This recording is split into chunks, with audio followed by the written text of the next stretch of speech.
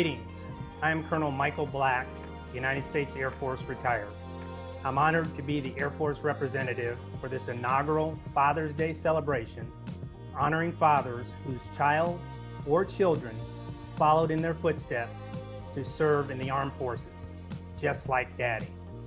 In this program, you will hear stories from fathers, sons, and daughters as they share their stories of integrity, service before self, selfless service, excellence, loyalty, duty, respect, honor, courage, commitment, and love of our country, and love of their fathers. We'll hear from those who are true patriots, a family with military legacy that traces its military legacy to the beginning of our republic, a family with roots in West Point and the Naval Academy, and our keynote speaker who ascended to the highest rank in the United States Air Force. So let's begin with my story of being just like Daddy. I followed in the footsteps of my father, where we combined to serve in the military for nearly 60 years, him serving in the Army and me in the Air Force, both serving in the communications and cyber career fields, and both retiring as colonels. Greetings, I'm Colonel Michael Black, United States Air Force retired, and I'm just like my daddy. My father, Clinton James Black, Colonel, United States Army retired, graduated from Tuskegee in 1964, Tuskegee Institute as it was called back then, and received a direct commission into the Army. Now, some of the things I remember about being a military brat or my dad being in the Army that are very memorable to me is, number one, I was able to live overseas. We lived in Ethiopia in 1968 to 1970 for 2.5 years. The first school that I went to was an Italian school. I learned to speak Italian, and I was fluent in Italian for a 5, 6, and 7-year-old. I also got the opportunity to see Haile Selassie, who was the emperor of Ethiopia during that time. An amazing experience. Secondly, my dad was able to participate in several of my promotion ceremonies. My dad promoted me to captain and to lieutenant colonel and was involved in several other promotions along the way. And then finally, my father was able to pin the jump wings on to Clinton Black, my son, who is named after him. Clinton earned his jump wings in 2017 from the Academy in free fall, and my dad earned his jump wings from Airborne School in 1965 at Fort Benning. The same wings that my son wears on his Class A's are the wings that my dad earned in 1965. So you can see, we are a family of just like my daddy. I'm just like my daddy in that I joined the military and served for 26 years. My son, Clinton Michael Black, is just like me, and he joined the military and is in the Air Force right now. And he's also just like his granddaddy in joining the military.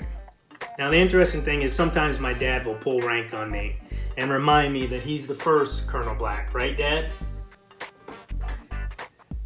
Take care and God bless, and happy Father's Day. Now that you have a taste of what our Just Like Daddy stories are, let me introduce our keynote speaker for this inaugural program. Our guest speaker is General Larry O. Spencer, United States Air Force retired. General Spencer spent more than 40 years in the Air Force, beginning his career in the enlisted ranks and rising to become a 4-star general. General Spencer's last assignment was the Vice Chief of Staff of the Air Force. After retiring, General Spencer continued to serve and take care of the troops as president of the Air Force Association for 4 years, and most recently was named president of the Armed Forces Benefit Association. Fittingly, General Spencer has his own Just Like Daddy story. General Spencer, the floor is yours. Thank you very much, Michael, for that introduction, and I really appreciate it, and really happy to be here, and really compliment you all on recognizing fathers and those that, in my case, that had have a father that served in the military. Most of you may be aware that I grew up over in Southeast DC. As a kid, it was interesting to me to watch my father wake up every day and going to work in uniform. He was an enlisted man, and there was no one else on my block that had a father in the military. So it was sort of unique for me to have a dad that came home every day dressed in his uniform with his stripes on. The other unique thing about my father was he wore a hook in place of his left hand because he had his left hand amputated during the Korean War, and for which he received the Purple Heart. One of the things that was interesting about growing up on my block, a couple of things. One is it was, kids can be cruel. I understand that, but I remember kids teasing me about my father and his hook because back then they didn't have the sophisticated prosthetics that they have now, and so his hook was fairly pronounced. I mean, there was no way of hiding it. Everyone could see it. And they teased him and teased me about that, and then that was pretty tough to take. But the other thing I found interesting was he never really talked about it much. He came from a generation where you didn't talk about your military service. You certainly didn't talk about anything like post-traumatic stress, which is talked about rightfully so now. But back when he was in the military, you just sucked it up and you didn't say anything about it. And I'll talk a little bit more about that in a second. But I went through most of my life not knowing exactly how my father lost his left hand. And I was based on his example, which he was very patriotic, always talking about serving our country. Based on his example, I enlisted in the Air Force, later got my degree, and at the 8-year period in my enlisted service, I got my commission. But when I was a colonel, I made the grade of colonel in the Air Force, and my father obviously was very proud of what I'd accomplished because not only had he served for 20 years, his father, my grandfather, had served in World War I, and every one of his 4 brothers served in the military as well. 2 of them served for a career. So when I was a colonel, I was in his house. He was about to ride with me over to the pin-on ceremony. And I hope you can see this. He handed me this book. It's called Firefight at Yichon.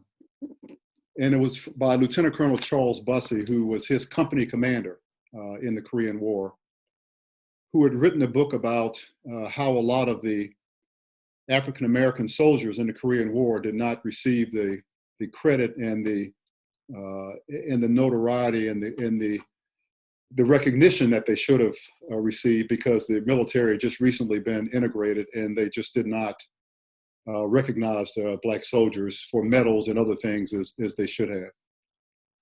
And when I read that book, I was shocked to find out sort of a lifelong secret as to what actually happened to my father. As it turns out, my father was an expert marksman and designated as so in the Army. He was also a heavy equipment operator, and so he drove a bulldozer and they cleared roads, and unfortunately he told me that he actually had to dig mass graves. That was his life, just driving that motorcycle. It was called the D7 bulldozer. And the book, Firefight at Yichon, talks about how my father and another soldier were ordered to drive the bulldozer to a new town, Yichon, which was about 100 miles away. Now, generally, they would have put the bulldozer on what they called a flatbed truck, but the flatbed truck was broken, so they had to literally drive this bulldozer, and the term they used in the book was walking the bulldozer because it moved so slowly. And so my father and his friend, a fellow soldier, were chosen based on their record of performance to conduct that rather dangerous mission in Korea, because the rest of his company, they went on their way and they were alone essentially. Well, while driving the bulldozer at night, they came under fire. And as you can imagine, as my father was on top of the bulldozer and he turned himself away to try to evade the fire, he fell off of the bulldozer he fell onto the tracks. And instinctively, as the bulldozer continued to move, he pulled himself off the tracks, and his left hand was caught and mauled inside of the gears of the bulldozer track. So he lay there on the ground. It was in the wintertime. It was really cold. His fellow soldier stopped the bulldozer. But unfortunately, my father's hand was in such bad shape that he fell into a coma. And, you know, those of you that have been in the military more recently, you know that our combat search and rescue capability today is far superior than it was in those days. Now, if you're injured on the battlefield, it's a matter of hours, really, before they can not only get you off the battlefield, but get you into a major hospital. And a matter of, and sometimes less than 24 hours, they can actually have you back in the States. But that wasn't the case during the Korean War. So he literally laid on the battlefield for some time. He was in a coma. They put him on what they called back then an iron lung, which is essentially a ventilator machine, but it was obviously a lot more crude than we have today. They got him off the battlefield, put him on a ship, and shipped him to Japan, where he went on a British ship off the coast of Japan and had his left hand amputated. They then sent him back to Walter Reed Army Hospital for recovery, which is where I was ironically later born. And he recovered there. Now, today, for someone to lose a limb and remain in the military is not all that unusual. But back then it was. I mean, if you had an injury to that extent, they just discharged you and you went on about your business. And he didn't want to go back to the tobacco farm he grew up on. So he petitioned his commander and his first sergeant to remain in the Army, and they initially denied it. But he made a proposal to them that if he could continue to be an expert marksman, if he could qualify to be an expert marksman, even with one good hand and a hook on his left hand, that they would allow him to remain in the Army. And in fact, they modified his weapon, and he did qualify as an expert marksman, and he stayed in the Army. But rather than continue as an expert marksman, because the research for prosthetics was just now getting off the ground, he remained at Walter Reed Army Hospital for his entire career, 20 years, working in prosthetics. Now, keep in mind, I didn't know any of this when I was growing up. But when my father, I used to visit him, there was an annex to Walter Reed. It was called Forest Glen. I think it's still there. And my father worked at Forest Glen in a laboratory that worked on prosthetics. And he also didn't tell me, I had to find this out later, that the reason that Forest Glen existed was because back then, when the Black soldiers returned to Walter Reed for recovery, they could get their medical care in the hospital, but the Black soldiers were not allowed to remain overnight at Walter Reed. So the Black soldiers would get their care during the day, and they had to go over to the Forest Glen Annex to live, essentially, to eat, to sleep, etc. Now, let me back up a second when I talked about PTSD, because one of the tougher things I had to discuss with my father was when he turned 80 years old, I was visiting him, and I was, at this point, a two-star in the Air Force. He told me that he had just come from a support group that was helping him deal with the mental anguish he suffered from the Korean War. And I asked him about that because I said, my God, I mean, you know, I didn't realize you had any problems. And growing up, we noticed little things like, you know, during the 4th of July, for example, when fireworks went off, that was bothersome to him. But otherwise, we didn't really notice much in the way of any, you know, any remnants of anything he might have suffered in the war. But he said because back then there was no such acronym as PTSD, because you were told to suck it up, because you would be considered weak if you said anything, because if you went to visit anyone in mental health, they would have just discharged you from the Army. He didn't say anything, and neither did any of his buddies. So how sad is it that at 80 years old, he finally went to get some help? Now, fast forward, he was at my 2-star pin-on ceremony. And then, unfortunately, he had a health issue involving his pancreas, and they never really diagnosed if it was pancreatic cancer or not, but they were concerned enough that they wanted to perform a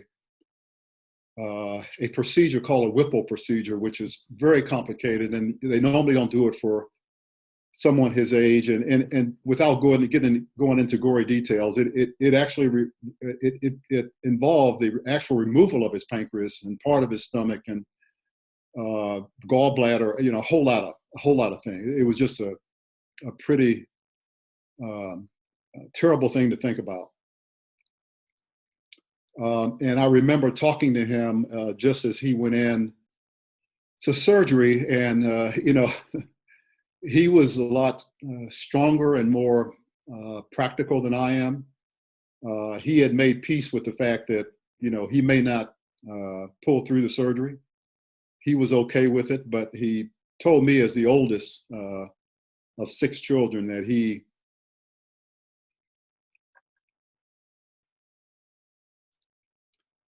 told me, as the oldest of 6 children, he was depending on me to carry on the family, to be the one that kept everybody together.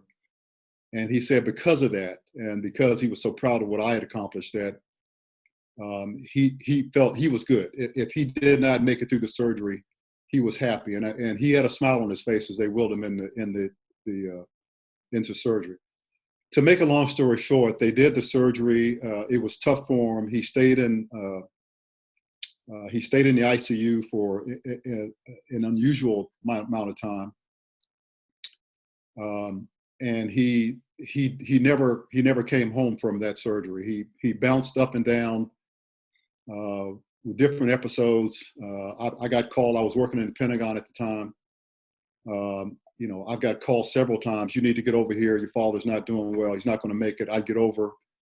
He would bounce back, and we thought he was going to be okay. And he just never was able to recover. During that time, I had been notified of my selection for a 3rd star. And those of you who are in the military understand that, when you get nominated for a promotion, all officer promotions are confirmed by the Senate, but general officer promotions in particular, it's a very involved process. And the president has announced you have to go over to Congress and get confirmed. And it's one of those things that you can't presume confirmation. And they're very careful about telling you, don't talk about your promotion. We're going to tell you you're on the list, but don't talk about it, because we don't want you to presume confirmation. The Senate has sole authority over that. So I was in talking to my father one day, and I knew I was being promoted, but I didn't tell him, out of respect for what my boss told me. Obviously, that's something I regret today. I wish I had told him. But the last time we had a conversation, he was in Walter Reed Hospital, and I was there with him.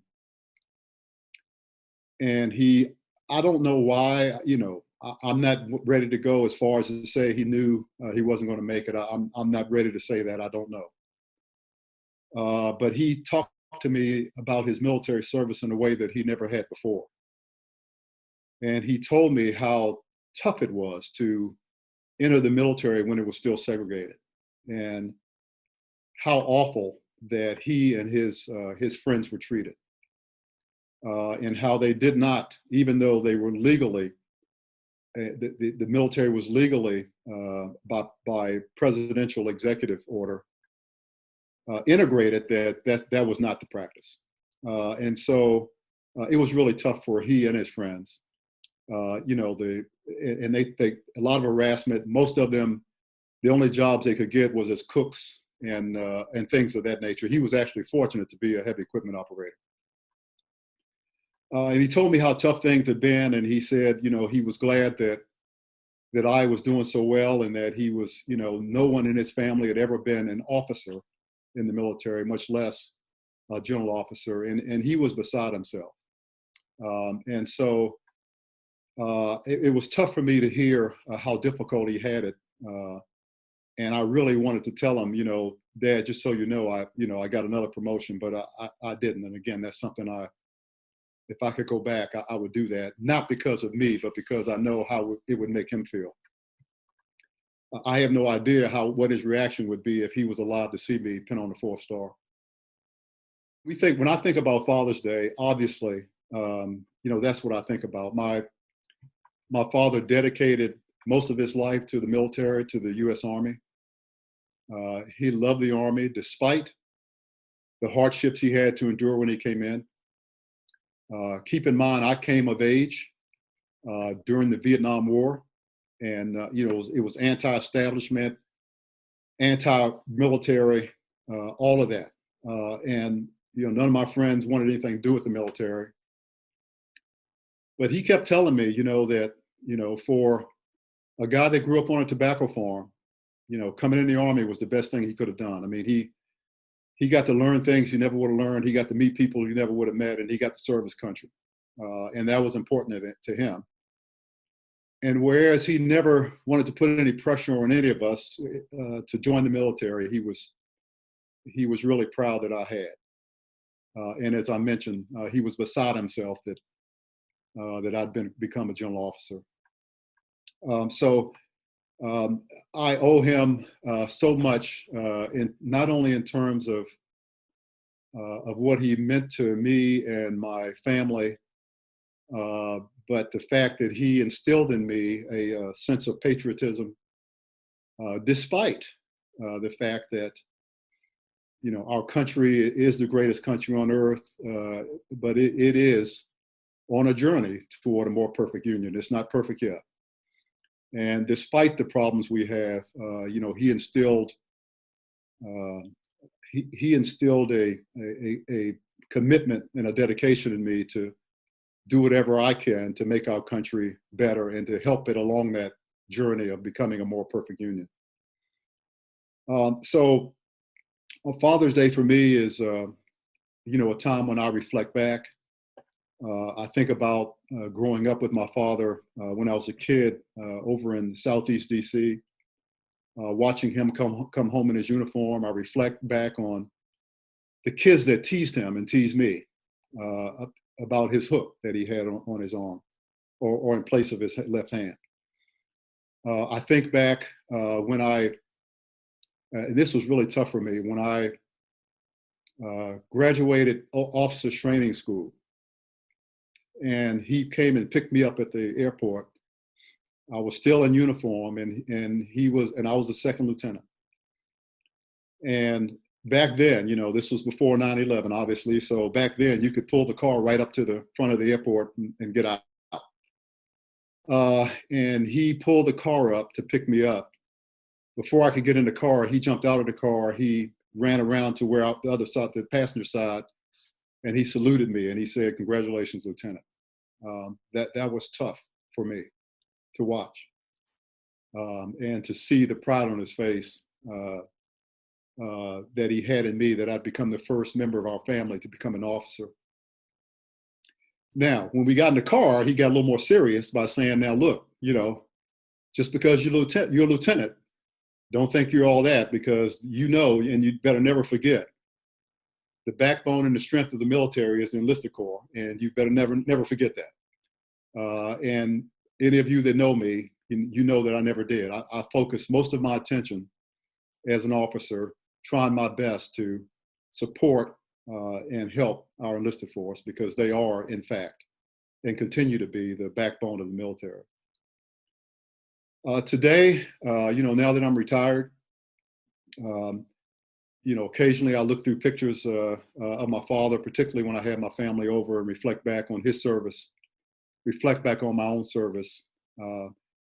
And having been brought up in the church as a Christian, I believe that, he did know that he does know that I was selected for a 3rd star. When I was talking to him, he does know that I was able to achieve 4 stars, and he's watching over me and my family yet today. So that I firmly believe that. So, Michael, thank you so much for allowing me to talk about my father on Father's Day. Rodney, thank you so much for what you're doing to promote not only veterans with your Veterans in Transition program, and me personally by allowing me to interview folks on the Generally Speaking series that you conduct. That's an honor for me to be able to interview folks in the military and those that are retired. But most of all, I think all of you that participated in this program, I'm looking forward to hearing all of your stories about your parents, your mothers, your fathers, your uncles, your aunts that were a part of the military, or your kids that are part of the military now. So thank you very much. One last thing, I was thinking before the program came on that, having been brought up in the Baptist church, one of the busiest Sundays in the church was Mother's Day, when it was packed, and all the women had on their nice hats, and you always had a guest speaker, and you could barely get in the door. Whereas on Father's Day, it was no problem getting a seat. So I'm not sure why that is. By the way, that's the way it should be. But I want to thank you, Rodney, for recognizing Father's Day, and particularly recognizing those fathers and sons and daughters and mothers that served in the military. So thank you very much. I really appreciate it. Thank you for those inspiring and very touching words, General Spencer. What a legacy from your father and grandfather. Now let us take a closer look at 3 of our Just Like Daddy stories, including a quick chat with Amanda Williams, Deanna Wan, and Henry Turner. Amanda's story traces her family's military legacy to every conflict since the beginning of our republic, and highlights how both her and her father achieved the rank of colonel in the United States Air Force. Let's watch Amanda's video. Happy Father's Day to all of our fathers, and I'm especially excited to be able to wish my father a happy Father's Day as well. My name is Amanda Williams. I served in the United States Air Force for over 25 years, and I'm a retired Air Force colonel. My father, Colonel Henry Williams, is also a retired Air Force colonel. Yes, we do have battles around who's the better colonel, but I digress. I am excited to just talk just a moment about my father and who he was and the value set that he brought to our family. For my brother, my sister, and I, it was about being people of your word, to work hard, to understand that family came first, but to be grounded in strength. And for my father, that strength came from being able to overcome his circumstances. And we saw that, and all the things that he taught us in our home are the exact same types of core values that the military had. What's very special about us, about our family, is the fact that we've had somebody serve in every conflict that we've had as a republic. And so to be able to carry on that legacy and that tradition was pretty important to me. And my father, being my hero, made that easy. So what I think is very special about my father is the love that he has for his family. I have never seen anyone, and I'm sure we all think our fathers are the best, but I absolutely think mine is. But the love that he has for my mother, the love he had for my sister, brother, and I, and the love he has for his grandchildren. I have not seen anything like that, and it was a safe place to know that no matter what we did, that he was going to love us. But through that love, he was able to help us grow so that each of us could be successful and we could all find ourselves to be the best person that we could be.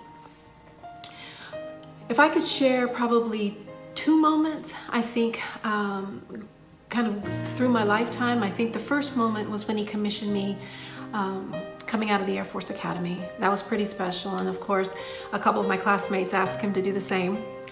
But I think for me the most powerful moment was when I came to him and I said, "Hey Dad, I'm getting a divorce." And without hesitation, he said, "Amanda, you will not have to do this on your own." And to his word, that is a true statement. I would not be where I am today would not have made Colonel in the United States Air Force had it not been for he and my mom. And I just want to say thanks, Dad. I know I've said it many times before, but I get to publicly say thank you, Dad, for everything that you've done for me, our family, and just couldn't be more proud to be your daughter. Happy Father's Day, and again, happy Father's Day to everyone. Amanda, it's great to see you again. I think the last time we saw each other was here in the DMV when you officiated a retirement ceremony. That's You are right. truly, Patty Pie. that's right. You are truly like your daddy in that both of you retired as colonels from the Air Force. What did both of you do in the service? So my father was an intel officer starting out and went to Vietnam in that capacity. And then to use our current language, he cross-trained into missileers. But I think for me, the coolest job he ever had was when he was the first Black officer to become the commander of basic military training at Lackland Air Force Base here in San Antonio. As for me, communications officer, cyber, and probably for me, the times that I was in command, being able to serve among the best and brightest of our airmen, sailors, Marines, and soldiers. Tell me more about tracing your family's military service back to every conflict since the beginning of our republic. I have to give complete credit to my first cousin, Olivia Jones. And I want to say maybe it was through Ancestry.com or Me23, I don't know, but through those connections and meeting different people that were connected to us, we were able to literally trace all the way back to the beginning of our republic, our entire military connection. And then now, having found those pieces and parts of our family, we now realize that we have been able to serve in every branch of our military through cousins, distant cousins, uncles, aunts. And so that piece has been pretty cool. But I think now for me, my nephew Henry, my brother's son, has just committed to the United States Naval Academy. He is a water polo recruit. And so we're hoping that we'll see him there getting ready to start in a year's time. Tell me about your transition from colonel to the private sector after you retired. So I retired in 2013, actually, just about 7 years ago. Next month, I transitioned from the military. And it was an easy transition. In fact, I always say I didn't really work for 6 years before I went back to work about a year ago. But in that time, I ran a political campaign. I was a substitute teacher for special ed students, which was so humbling for me just to be able to do that, but at the same time to earn the trust of a child who has a disability, a learning disability. I would know. I'm so glad that I took the time to be able to do that in my lifetime. So that was pretty awesome. Now I am the director of communications and community relations for a nonprofit called Child Safe. We support children who have outcried abuse or neglect, or they are commercially sexually exploited youth, ages 3 to 18. And what we do is when they've outcried, they come to us and we do a forensic interview, and then we offer them counseling sessions. Everything that we do is free. For those families that choose not to do counseling with us, we're able to refer them somewhere else so that they can deal with the trauma that has happened in their lifetime. Well, that's amazing. Continuing to give back your leadership and all of that. I have one last question about leadership and sports, since I do know you and I know you're active in sports and your family was involved in sports. But tell me how sports and leadership intermingled or coincided within your family and your career. That could be a really long response, but what I'm going to try to do is go back to when I was in high school. I played 4 sports in high school and, pretty smart student as well. But my father felt that through sports, you're going to learn leadership. And so being a captain of teams, working hard, not just in your studies, but in sports to be able to excel, it teaches you how to work with others, how to be successful with others. And because of that, both my brother, my sister, and I, we all went on to college to be collegiate athletes. I played basketball at the Air Force Academy, starting point guard all 4 years. My sister went to Texas A&M on a volleyball scholarship. And my brother went to the University of Richmond on a football scholarship. And so then one of the things I think that really makes athlete special as they transition from college to whatever it is they intend to do in their adulting. It teaches you how to lead. It teaches you how to be a follower if you need to be. It teaches you how to step in when things get a little bit tough, to be able to stretch yourself a little bit to whatever difficulties or challenges that you're having to face. So I think being an athlete in my past, and even now with bad knees, I try to get out there and do a little running. Do a little running. I really think that athletics is a big part of my leadership style, and I kind of use that as I step through my military time, and even now working for the nonprofit that I work for today. Well, that's amazing, Amanda. I mean, and we absolutely love your Just Like Daddy story. I mean, it's amazing to hear what Colonel Henry Williams did and what Colonel Amanda Williams did, and just being just like Daddy. I can relate to that. Thank you for your time, and I appreciate it. And as always, it's good to see my little sister. Mike, it's good to see my brother from another mother, and happy Father's Day to you as well. Take care. What a great story on Colonels Henry Williams and Colonel Amanda Williams. Now let's take a look at Colonel Deanna Wan's Just Like Daddy story. Deanna's father actually served in the Army, Navy, Marines, and Air Force. A true patriot. Let's watch Deanna's video. I'm Deanna Wan, and I served as a physicist in the U.S. Air Force, retiring as a colonel.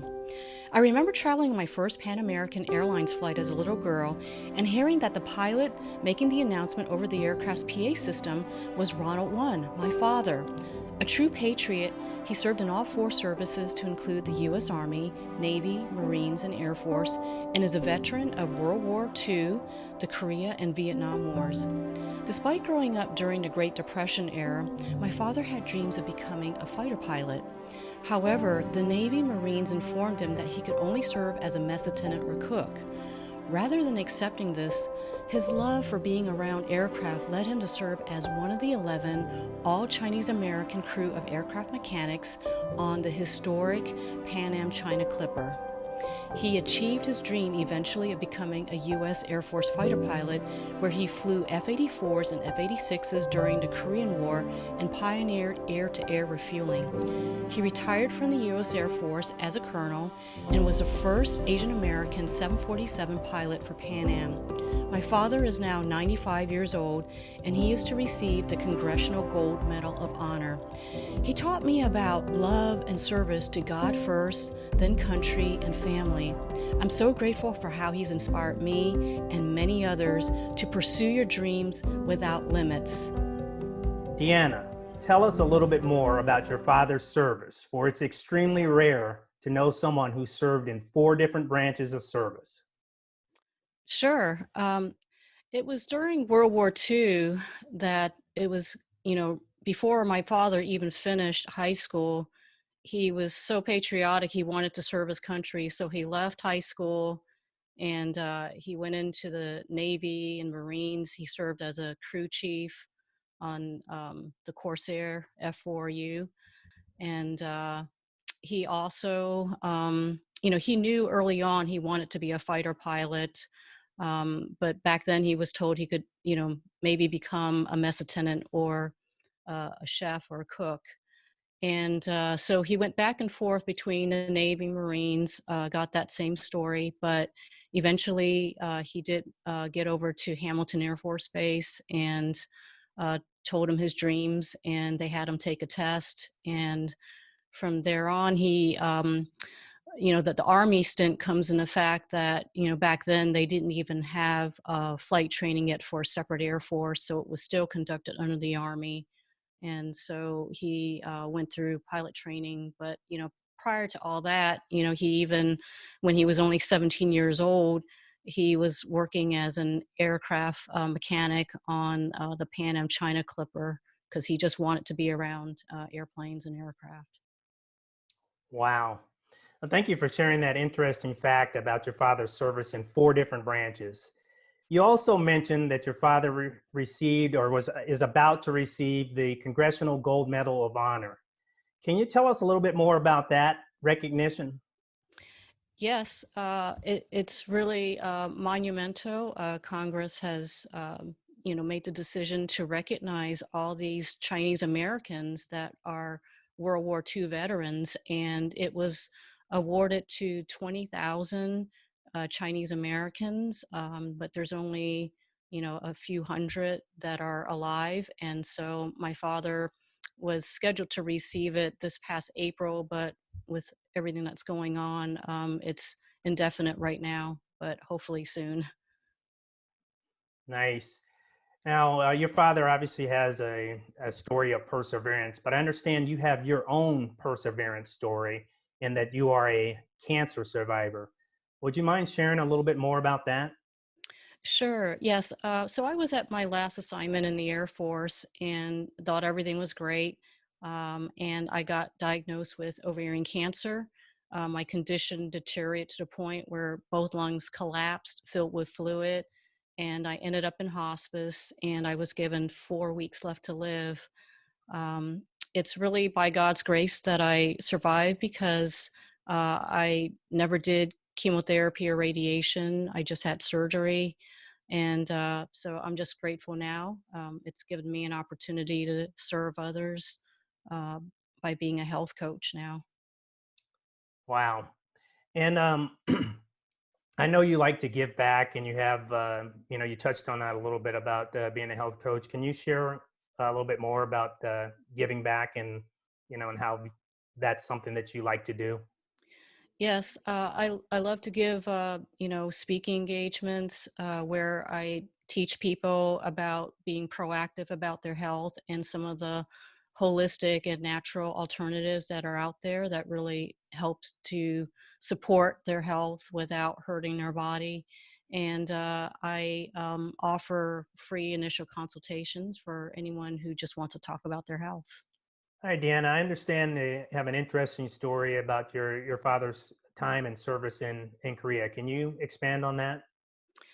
Yes, he flew the F-84s and F-86s in the Korean War. He was a fighter pilot, and on one occasion, his whole entire canopy actually got blown off by ground fire. And he actually told me the story of how it got so cold because he was up at altitude. He actually had to bring his aircraft, fly it lower, but not low enough to get hit anymore from surface fire. And he managed to actually make it home safely. And on another occasion, back then, the fighter pilots, they actually had to serve rotation and they served as a forward air control duty. And so when he was doing this on one occasion, he and another lieutenant were in an abandoned house in a village. And all of a sudden, they heard all these Chinese soldiers because the Chinese had come in to support Korea, North Korea. And what's interesting is that the lieutenant that was with my dad, he wanted to pull out, his gun, but my dad said, let me handle this. And it was just amazing because my dad, because he could speak Chinese and Mandarin, he could tell that these troops were enlisted. So when they came banging on the door, my dad said, "Oh, this is officers' quarters. You have to find lodging elsewhere."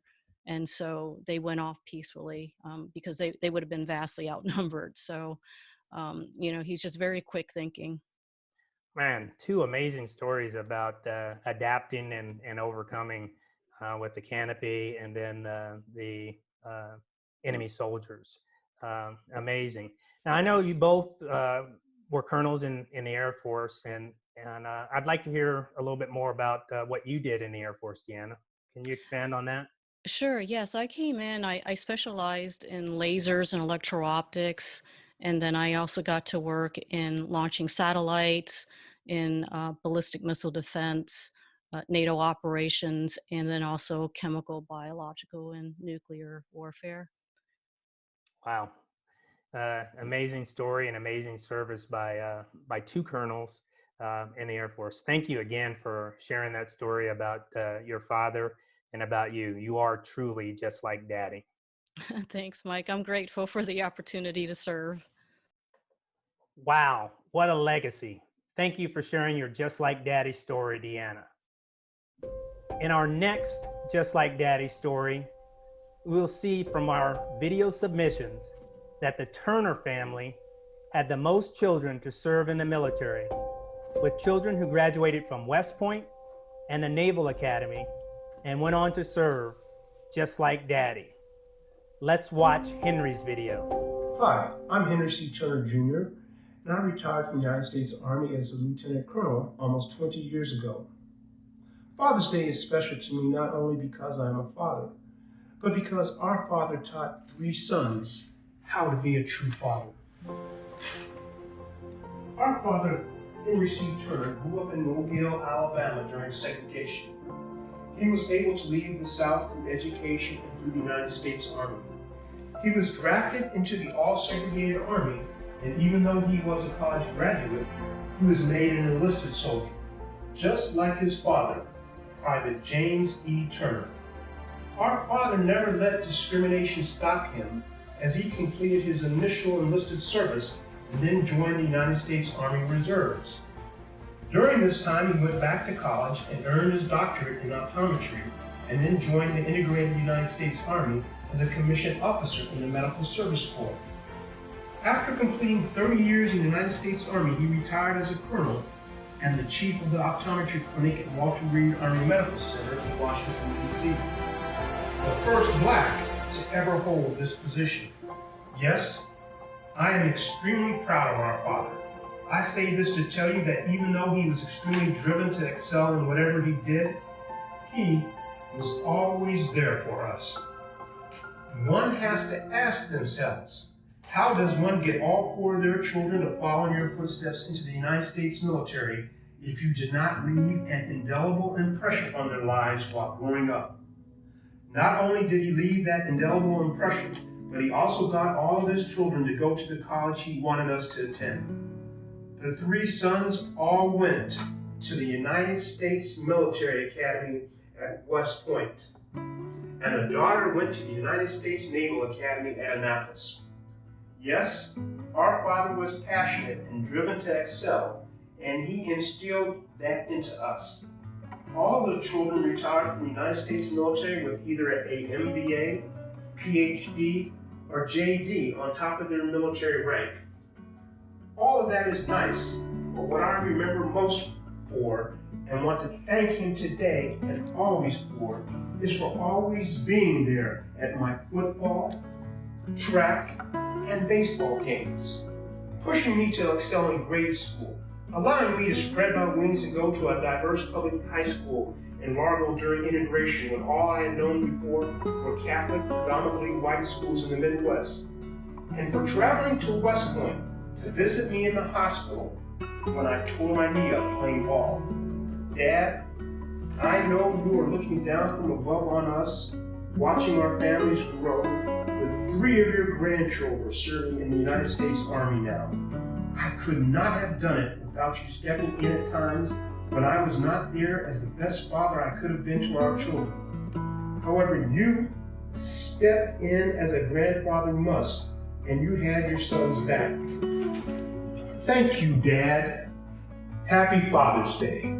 Henry, tell us what it was like for you and your brothers and sister to all graduate from service academies. It was really an honor for all of us. The 3 of us in the military, in the Army, my sister in the military, in the Navy. We had a wonderful example of what to do by our parents.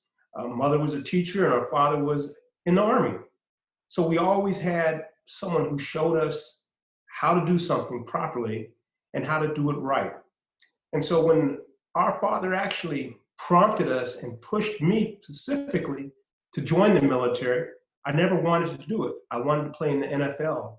But when I really thought about it and thought about the decisions my father had made during his life, I said, he's probably the right person to tell me what to do and how to move down my journey in life. And that's why I chose the Army. Very nice. I also understand that it doesn't end with your generation, you actually have a son in the military and I believe a niece and a nephew that graduated from West Point today. Absolutely, Colonel. I'm so proud of that fact that, yes, I have a niece and a nephew, Leah and Michael, that both graduated from West Point.